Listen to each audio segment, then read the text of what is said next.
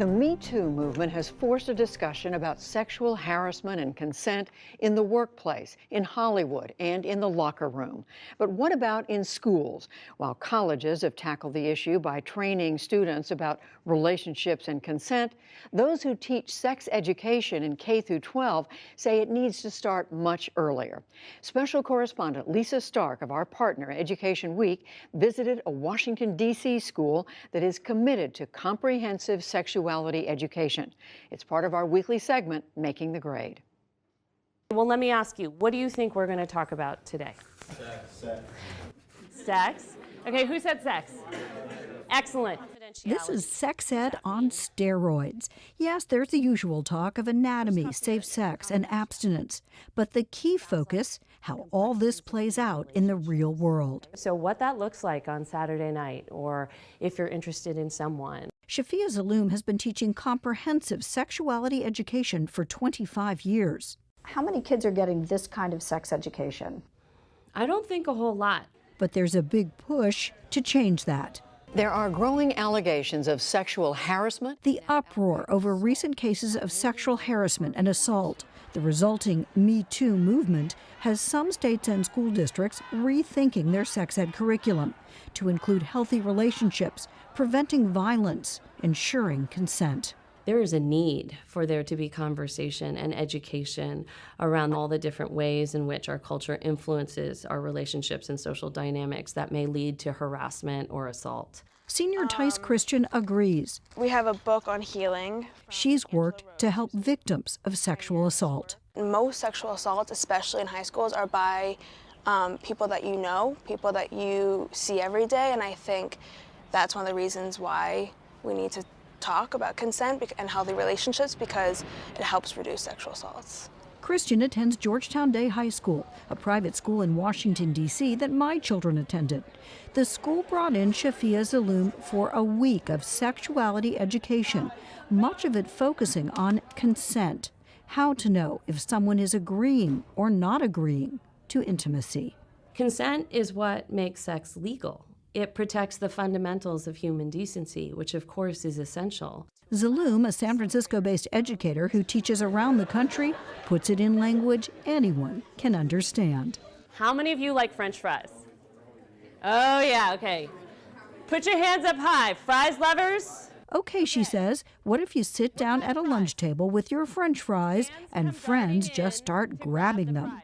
How many of you are actually okay with that? Even if I don't want all the fries, it's just the principle of the fact that they think they can take my fries when I bought them with my money. I mean, in general, like the people who respect you enough to ask are the people that you want to share with.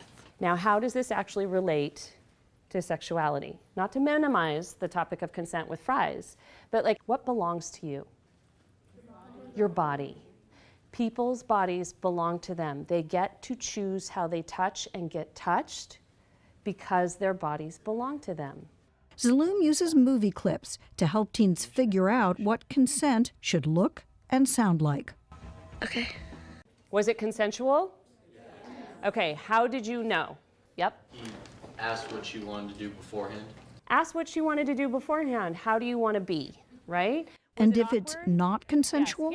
So you have every right then in that moment to say, you know what, this doesn't feel so right. I want to stop.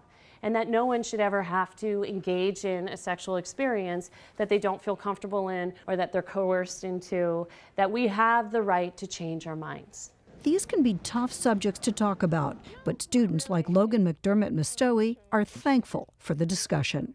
I just think it's really important so people know not only how to be safe, like from things like pregnancy and STDs, but also sort of how to feel empowered to like ask for what they want within sexual relationships and just have good relationships. Sex education is required in just over half the states and Washington, D.C.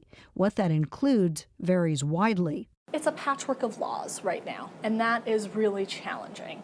Chitra Punjabi is president and CEO of a group that helped develop the National Sexuality Education Standards, which any school can utilize. So the standards are comprehensive in that they include things like anatomy and physiology, pregnancy and reproduction, healthy relationships. But most districts aren't using the standards or teaching the sex education topics, 19 in all, recommended by the Centers for Disease Control. Just 38% of high schoolers and 14% of middle school students nationwide are getting this education.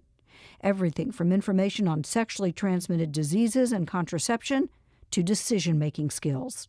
We're still not reaching as many young people as we could be reaching, and quite frankly, as we should be reaching. I mean, if they're with their consent, there's nothing wrong with it. That is especially true when it comes to young men. If this is an issue that disproportionately affects women, but men are disproportionately the perpetrators, men have to be involved in the conversation. Jacob Gaba and Alex Thompson are working to make that happen. And so we're going to be talking about what happens at dances, how consent applies or doesn't apply. They've formed a group at Georgetown Day called Boys Leading Boys.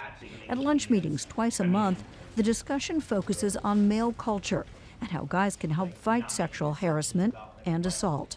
We're kind of trying to, start to hold ourselves and other young men accountable for their actions and to teach each other how to hold their peers accountable.